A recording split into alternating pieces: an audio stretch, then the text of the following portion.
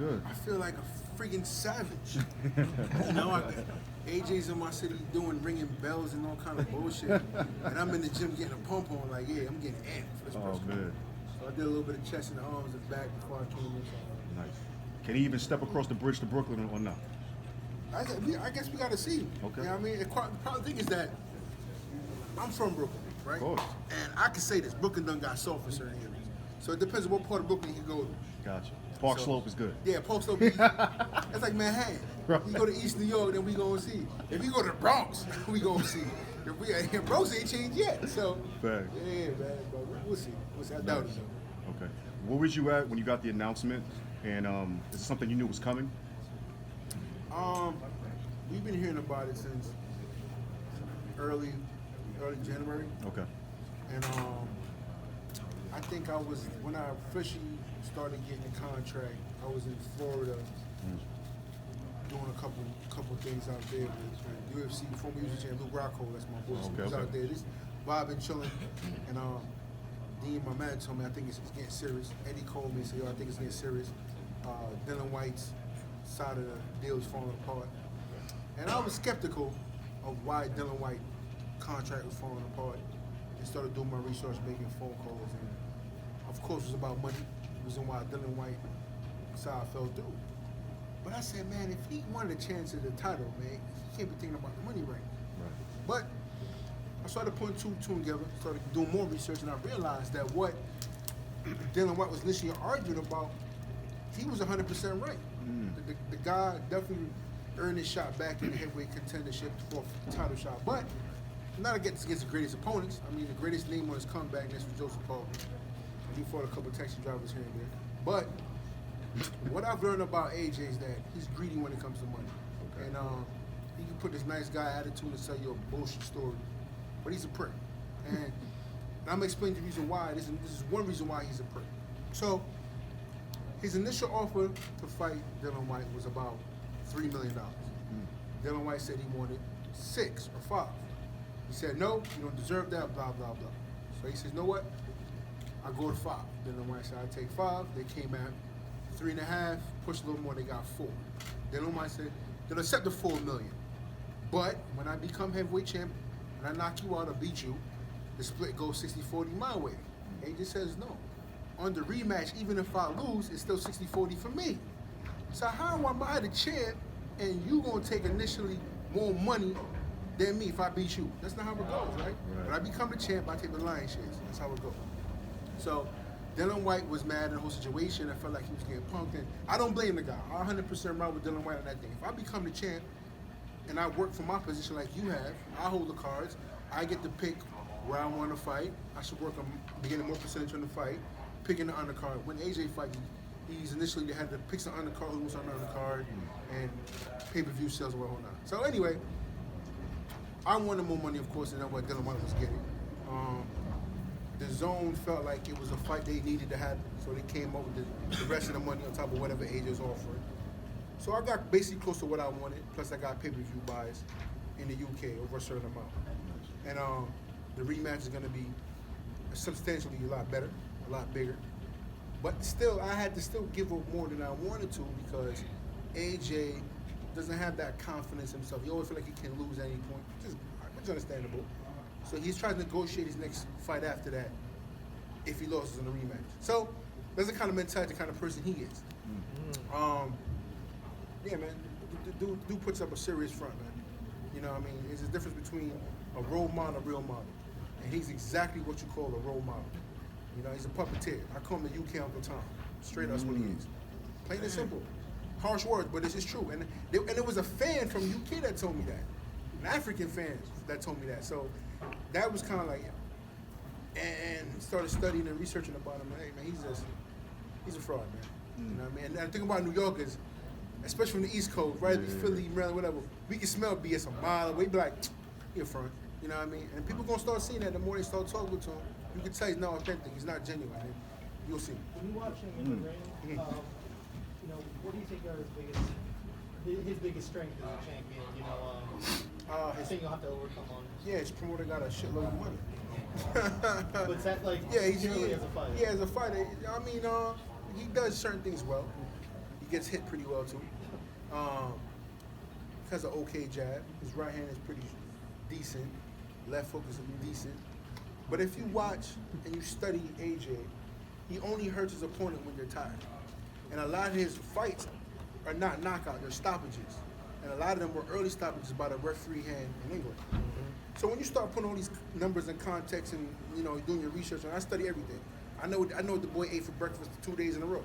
You know what I mean? I study this guy. So people say they might not watch footage and study guys, but I do it. Because I'm bored. I'm a fighter. I'm obsessed with this shit. So I sit there all day and I watch his social media. I watch his trainer's social media. I watch his best friend's social media. I watch his mom's social media. I watch his dad's social media.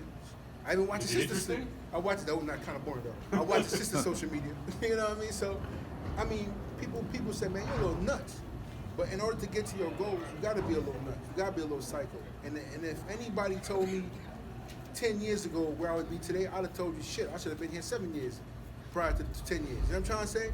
Because I was so obsessed with what I wanted, I knew I was going to get it. And the way how I got here is so unconventional. Right. It was so crazy. It's out of a fantasy book.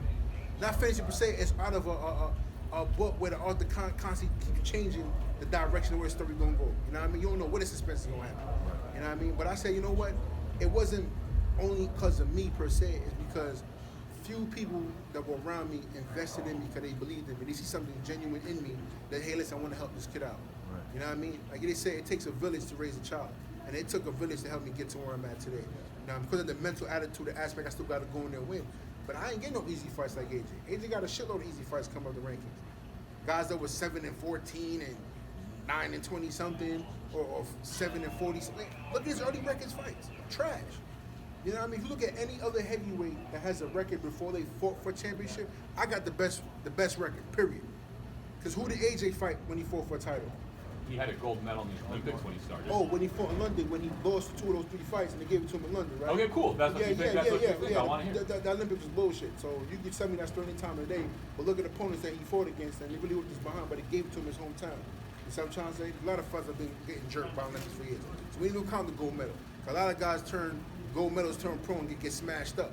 Lomachenko turned pro, got beat up by an older Spanish fighter on his pro debut. So you can't say gold medal going to do everything. It helps you. Helps recognition, helps give you a couple sponsorship dollars when you sign pro, but I don't mean jack to me. You keep all them gold medals. I got street medals. They mean more to me than anything. I got cheeseburger, hamburger eating medals. You know what I mean? Believe that. You know what I mean? So you can say whatever you want about medals and all that. That shit don't mean nothing. But like I said before, who did he fight before he fought for the title? Right. And who did he fight for the title? He got smacked up by Dylan White, ended up stopping Dylan White. He said he wasn't going to fight no American. He's a walking contradiction, him and his promoter. You see what I'm trying to say? I ain't going to fight no Americans, but Charles Martin fighting a Barkley, winning a technicality, or we'll fight Charles Martin and throw $7 million at him real quick to hopefully get him over and come over to London. What Charles Martin do? Choke. Yeah. Toss him the belt. Who he fought? Nobody. But they hyped him up. This new great white hype, black hype in England. And he fights Vladimir Klitschko, who's 2 years removed from the game, little ring rust, and lost his last fight to Tyson Fury. Got outboxed by this old Linky dude. That's all Linky got. So I'm trying to say, real quick. What happened to Deontay Wilder? Who Deontay Wilder fight in 30-something before he still earned? Nobody. Name one person Deontay fight before he fought for a title shot. I'm waiting. Nobody. For the Stavern who beat a Wasp Ariola. You see what I'm trying to say? So look who I fought before I'm getting a title shot. But yet, some people say I ain't earned my shot yet. But you know what I say to them, right? Kiss my ass. Jarrell, can you said before that he's a fraud as a person. Yeah. Maybe as a street guy. Can you elaborate on that, please? I mean, listen, from what I've seen about AJ is that he's not the top guy in the heavyweight division. He has to have people look up to him like he's some kind of god. And any man that feels like they're more superior than any other human being is going to take it down for a hard. You know what I mean? And on top of that, it's just the way he acts, the way he talks, the way he maneuvers. Things about him that supposedly he was a street kid. From what I heard was he's basically a square. You know, he was a punk. Got punked in school a lot. Went to another school, a little more uppity up, a little more posh. Tried to become the bully. Started hitting weights a little bit. Thought he was going, be the street gangster supposedly. Sold a couple ounces of weed. Now he's a drug dealer. Turns life around. Weed to me just mean you're a pothead. You got a small addiction. That's what that mean to me. So you're addicted to some little weed. You ain't a tough guy. man, how tough can you be? Your cops don't even got guns. We're in New York. You know what I mean? We in New York. Yeah. We go to school. We got to go to metal detectors, one up your backside of it. You know what I mean? It's a different mentality, different state of mind. You know what I mean? And I think England, I think London is beautiful, beautiful country. I think it's amazing. But it's different. It's different than how I was raised and where I grew up from and where I came from. Totally different, man. And like I said, man, you try to put this tough guy attitude on behind closed doors, and you're not built like that. But on cameras, he's real nice and be respectful. But he talk mad shit about everybody, mad disrespectful. I'm not paying. He ain't worth this kind of money. He piece of shit. He talk mad BS, and the cameras suck it up. They say they have record and put out the right stuff. They always point out, oh my God, like he's in my city now. And it's so crazy because I'm from New York and I'm always in the radio station 105 and stuff like that. And they kind of bypassed me a couple times because of the fight we didn't go through. And AJ's up there now. I'm like, it's cool though. New York is always like that sometimes. They never really jump in the bandwagon until you're there already. You know what I'm trying to say? How much motivation does it give you? You're from Brooklyn. This is your hometown. You're fighting in Madison Square Garden, someplace you wanted to fight your whole life, I'm sure. He's the A side of this equation. How much motivation does that give you? Man, motivation is a small word because, you know, if you look at the word motivation, something has to motivate you, right? So being in my city was to motivate me. People come out to motivate me. When you was born for something, it's already instilled in me. I don't need nobody to motivate me. I've been on the dog my whole entire life. I don't need none of that. I was born, bred, and ready to kill something. So if you're looking at motivation, if he needs a motivation. He got money. He got the recognition. He need motivation. I don't even want to do press conference no more. I don't want to do this shit. I ready to go to camp so I can whoop his fucking ass. That's what I want to do. So I'm trying to say I don't need motivation. You just put his face in front of me. I don't even want the belts. I don't even care about the belts no more. I just want to tear his head off his fucking body. Period. Where would the rematch be held? Huh? Conditions? Where would the rematch be held? It's open negotiations. It don't have like an exact set place, but guarantee after I whoop his ass, it's gonna be my call. I want to talk about the Cinderella story, which it seems like to me, but it seems like you're not feeling the underdog mentality at all. You're not even looking at yourself that way. No, hell but there's no. some beauty in that, though. It is a Cinderella story, man. I mean, me and my mom, because I had to tell a story. I moved out my apartment end of the month, and I just purchased my first crib, and Right. It's not ready yet. So I'm staying in my mom's crib, sleeping on the couch for the last like week, and sometimes people think you go through life and you're an athlete and you don't have up and downs.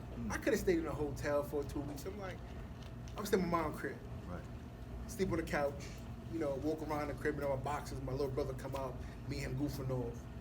Because it's a humbling experience to still say, you never know. One day you can be there, next day you can be down. Not because I lost anything, it's just that there's a ripple in this plan that I got. And it's never hurt me or make me feel any less of a person. It's just part of life. You know, I've lost 3 or 4 people since this year started to death. You know, some were old, some were just freak accidents, one was a gunshot. And I'm like, damn, man, this person was just here. I had a conversation with this person just last week. And I'm like, damn, they gone. And I think about like, man, I could die any moment. You know, and money cannot be the only motivation for me to live. Because like Bob Marley said, money's only but numbers, and numbers are infinite, so you're never gonna be happy. So I'm trying to say, and I've always thought about it, like, of course I want a lot of money, but I want to leave my legacy by helping other people and showing people like, listen, man, you don't gotta be the Uncle Tom or kiss everybody ass to get to where you gotta get to. Just be yourself. Because you know what? Being yourself nowadays is selling. It's selling. Not being a sellout. Being yourself is selling. Cardi B, 50 Cent. I feel like these guys are just being themselves.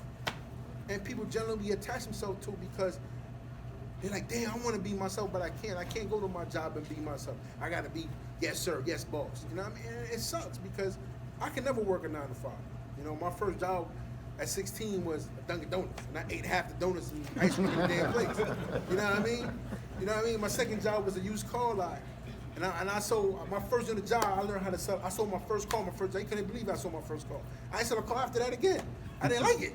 I was driving all the cars in the back, crashing, smacking shit, you know? But the owner liked me so much, he let me go because I brought energy to the establishment, the dealership, so I'm trying to say. And it told me a lot about just being real, you know, and as I've gotten older, man, I feel that's the number one thing. I think reporters, media, athletes gotta be real, man. And I feel that's what makes the world even a better place. We can all put on a suit and claim to be somebody else and put a front on, but being real is a lot harder. Right. And I see AJ fight with himself that all the time. You know what I mean? He's got a mental psychiatrist now where you got to talk to him through things because he's not, like he feel like the real part of him wants to come out, but he can't. You know what I mean? So But to be clear, your real beef with Joshua stems from you feel like he's fake as a person, not just heavyweight rankings components. I mean, This it's is all that. literally- It's all that person. You know what I mean? Yeah. You gotta understand. AJ is not. He's in my way, right? So everything as a warrior, you said, listen. It's like America, the government. I'm not a fan of our government. I love my American people. I love we as a whole make America, but our American government and my policies don't add up. But America will put our soldiers into war and say, this is the enemy. You don't ask no questions. You go in there, you fight, and supposedly we're doing it for just, right? That's how we go blind. We're being blind. We're going to a blind war. We don't really want to fight for. But in boxing, per se, is I'm fighting AJ. He might not necessarily be the enemy, per se, but by beating him, I could do something bigger with my life. I could do something positive with my life. So he's just the obstacle that's in my way. You know what I'm saying? It's a big obstacle, but I know my mentality and the way how I think is beyond any expectation of what he's going to bring to me. So I'm trying to say, so he already looks. The minute he said my name, I seen him stutter. The last press conference we had in June, July, when he fought Povetkin, the minute I stepped on that stage, you guys go back to that press conference and watch his face. The minute he seen me step on that stage, his whole presence and energy changed. Because a real alpha male is in the building. Real alpha male. The lions are cool. He always claimed he a lion. Rah, rah, I'm a lion. He's right, he is a lion. He a giant pussy. You know what I mean? That's what he is. That's exactly what he is. He a lion. And people always say the lion is the king of the jungle, supposedly, but it ain't though. So when the elephant step through, what the lion do? Brush, move. When a gorilla come through, what the lion do? He don't want no problems with that. You know why? Because they bigger and they stronger. And they eat grass. And if you know meat, always eat grass. You know what I mean? So the calmest guy, sometimes the one you gotta watch out for. The biggest guy, you gotta watch out for sometimes. You know what I mean? Don't have to be brute force. Their presence is known. Jarrell, going back to you saying he's in your city, he's at these radio stations and whatnot. Do you feel disrespected right now? Yeah, some kind of ways. But you know, I blame my boy Mike for this too. Because every time AJ come up, yo, you see this? This is what we gonna use in the gym, and it's like, man, you better go to camp by tomorrow because I'm amped. You know what I mean? But it's a good effect because it's driving me to do the right things. It's driving me to do these extra 2 miles. It's driving me to really get away. It's driving me to isolate myself from the bullshit. It's driving me to really says, now I want to kill him. Now I really want to kill him. You know what I mean? Mm-hmm. And he just wants to win. That's what he wants. He wants to win. Because if he's really passionate about knocking me out, more, his whole attitude changed. I want to hurt him. You know what I mean? When are you going to start camping the fight? We're looking at March 1st or March 3rd. We're doing it in Florida. You know, shout out to my brother and sister that I found out I had about 2-3 years ago, 19 to 20 years old from my father's side. They live in Fort Lauderdale area. You know, hour flight to Belize. You know what I mean? Hour change to Jamaica. Hour flight to Haiti. It's warm. A lot of my MMA brothers are down there training for fights. We got Usman fighting time with it for the UFC middleweight championship. Lou Rocco's getting back in tennis shit. You know, Shannon Briggs is down there. Uncle Shannon Briggs down there. Riddick Bowe. So a lot of fighters are down there. You know what I mean? And it's a great energy. I've been training out there for the last like 3 or 4 years. You know, I know my missus, Michelle, don't want me to go down there because, you know, it's a little 45 minutes in Miami. But believe that, I'm bringing my squad down there, baby, man. So you already know, like, they gym rats. You know, and I always tell people that. People always says, man, how you so low key and you keep the same energy? I do the same thing every day. I train, I eat, I go home to the fam. I train, I eat, go home to the fam. I party once in a while, not like some of these other guys, but I'm really close knit to my family. You know what I mean? Like, I got 50-something uncles, aunts, and cousins in the 5 boroughs alone. So I should tell you my family that if my mom didn't cook tonight, I'm going to my aunt house to eat. If this aunt didn't cook, I go to mother-in-law house to eat. If mother-in-law didn't cook, your wife, you gotta stir up a pot real quick. You know what I mean? So it's like I'm always around my family. I go to my cousin crib. You know? So my family is in New York. You know what I mean? So this has always keeping me in a state of mind where, damn, I gotta do right. I gotta do positive because my family watching. You know what I mean? That's kind of kept me out of trouble at the best. You know.